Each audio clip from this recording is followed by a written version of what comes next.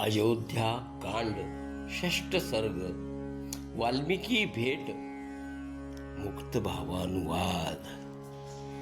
महादेवजी म्हणाले, हे पार्वती, निद्रितावस्थेमधील श्रीरामांना अवलोकून गुहाचे डोळे अश्रूंनी भरून आले। तो विनयपूर्वकच लक्ष्मणास म्हणाला, बंधू लक्ष्मणा, पहा बरे, जे रामचंद्र उत्तम महाली उत्तम प्रकारे शृंगारित सुवर्ण पलंगी सीते संवेद निद्रित होत, तेच आज कृष्णी पाने यांनी बनविलेल्या पथारीवर पहुडले आहेत। ब्रह्मदेवांनी श्रीरामांच्या दुःखाचे कारण कैकईस बनवले आणि या कैकईने त्या मंथरेच्या बुद्धीवर विसंबूनच हे पाप कर्म केले। ते वचन ऐकून लक्ष्मणाने गुहास समजाविले की एखाद्याच्या दुःखाचे कारण अथवा एखाद्याच्या सुखाचे कारण दुसरा कोणीही होऊ शकत नाही, तर माणसाने पूर्वी केलेले कर्मच त्याच्या सुख दुःखाचे कारण बनते। माणसाला सुख आणि दुःख देणारा अन्य कोणीही नाही, दुसरा कोणी ते देईल हे समजणे चूकच की आहे। मी करतो हा माणसाचा फुकटचा अभिमान आहे, कारण की मनुष्य हा तर कर्माच्या दोरीने बांधलेला असतो। स्वतःच नाना प्रकारची कर्मे करणारा माणूस हा तर आपल्या भावनेप्रमाणे सुहृद, मित्र, शत्रू, उदासीन, द्वेष्य, मध्यस्थ, बांधव इत्यादी वेगवेगळ्या कल्पना रचित असतो। स्वतःच्या प्रारब्धानुसार माणसाने जे जे सुख अथवा दुःख जसे प्राप्त होईल ते स्वस्थ मनाने भोगावे। माणसाने भोगांची प्राप्तीची इच्छा करू नये, भोग येऊ नयेत अशी इच्छाही करू नये। भोग येवोत अथवा न येवोत असे मानूनच माणसाने भोगांचे अधीन होऊ नयेत। ज्या ठिकाणी, ज्या काळात, ज्या योगाने, ज्या कोणी जे शुभ किंवा अशुभ कर्म केले असेल त्याचे परिणाम त्यास येथेच भोगावे लागतात। त्यापेक्षा वेगळे असे काहीही घडणार नाहीत। म्हणूनच शुभ किंवा अशुभ फळप्राप्ती झाल्यास हर्ष अथवा विषाद मानू नये, कारण सर्व काही विधात्याने ठरविल्याप्रमाणेच घडत असते। ते देव किंवा असुर यांनाही चुकविणे शक्य नाहीच।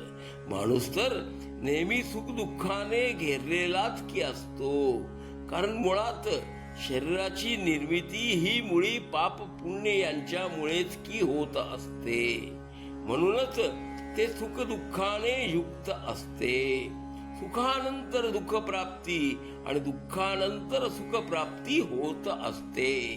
दोन्हीही दिवस रात्री प्रमाणेच माणसांना न टाळता येणारेच आहेत। अरे, सुखामध्येच दुःख असते आणि दुःखामध्येच सुख असते, हे दोन्हीही पाणी आणि चिखल यांच्या प्रमाणेच एकमेकात मिसळून गेलेले असतात असे म्हटले जाते।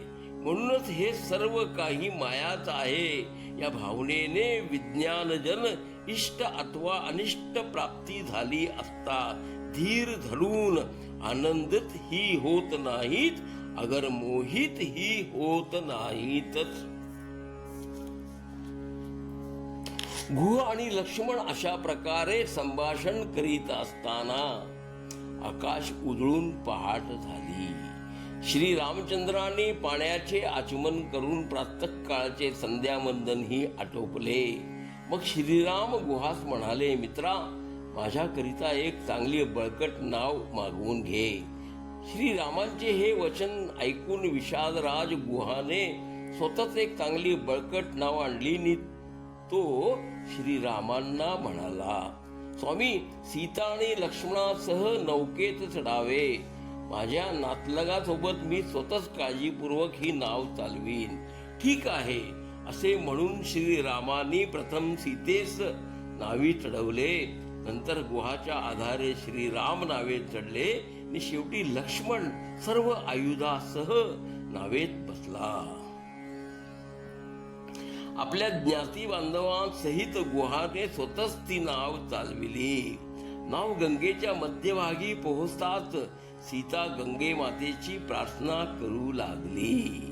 हे देवी गंगे, तुला नमस्कार असो.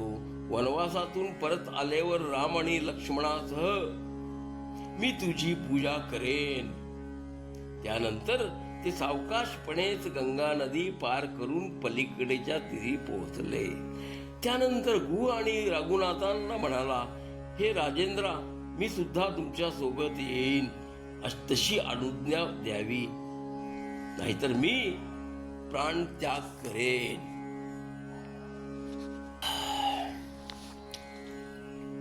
निषादराज गुहाचे निर्धारयुक्त वचन ऐकून श्री रामचंद्र त्यास सांगू लागले, दंडकारण्यात 14 वर्षे राहिल्यावर मी पुन्हा येथे परत येईन. माझे वचन हे सदैव सत्यच की असते. असे बोलून त्यास आलिंगन देऊन श्रीरामांनी त्यास परत जाण्यास सांगितले. तेव्हा तो नाईलाजानेच मोठ्या कष्टपूर्वक परत गेला. त्यानंतर जानकी आणि लक्ष्मण यांच्यासह श्री रामचंद्र भरद्वाज मुनींच्या आश्रमस्थानी बाहेरच उभे राहिले. तेथील एका बटूस म्हणाले की सीता लक्ष्मणासह दशरथपुत्र राम आश्रमाबाहेर उभे आहेत, असे मुनिवरांना सांगावे. रघुनाथाचे वचन ऐकून बटू त्वरित मुनींजवळ जाऊन लोटांगण घालून म्हणाला, अहो भगवन, आपली पत्नी व लहान बंधू यासह आलेल्या देवतुल्य श्रीरामांनी ते आल्याचे आपणास कळविणेच सांगितले आहे. ते वचने ऐकून मुनीश्वर त्वरित उठून अर्धे व पादोदकासहित श्रीरामांच्या जवळ आले. त्यांनी श्रीराम लक्ष्मण यांची यथावत विधीनुसार पूजन करून त्यांनी आपली पर्णशाळा रामांनी चरण धुळीने पवित्र करावी असे आग्रहपूर्वक सांगितले. आणि सीतेसह त्या दोघा रघुकुमारांना आपल्या कुटीत आणले. त्यांची भक्तिपूर्वक पुन्हा पूजा करून त्यांचा उत्तम प्रकारे आदर सत्कार केला. आणि उद्गारले, तुमची भेट झाल्याने माझी तपश्चर्या सफल झाली आहे. हे रघुनंदना, तुमचे भूत व भविष्यकालीन सर्व वृत्तांत मी जाणतो. मी आपण साक्षात परमात्मा असून मायेनेच मनुष्य रूप धारण केल्याचेही मी जाणतो.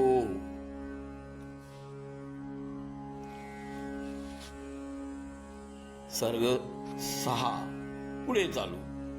या श्रवणा आनंद. हरिओम तत्सत.